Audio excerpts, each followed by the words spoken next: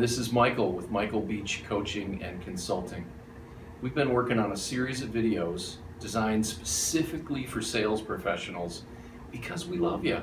We love salespeople. Salespeople get a bad rap, like they're not so good.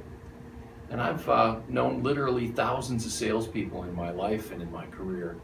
And I've gotten pretty darn comfortable hanging out with salespeople. And I'm not ashamed to say it.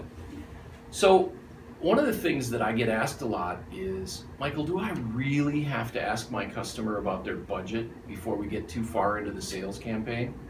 And I always give them the same answer. Well, hey, would you like to find out about that right after you lose the deal? Or would you like to find out what their budget is early on in the process? Here's the way I look at it. If my customer's got a really skimpy little budget and can't afford what they really need, I want to know that early before I've spent 10 or 20 hours of my very valuable time in a Hail Mary effort to try to sell something the customer can't afford. What I'd prefer to do is ask them what their budget is so I have some idea of what kinds of solutions I can put in front of this customer.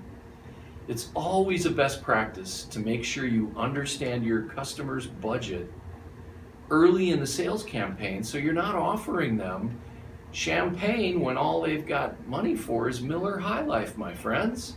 Your solution needs to be proportional to their wants, their needs, and also needs to fit within their budget.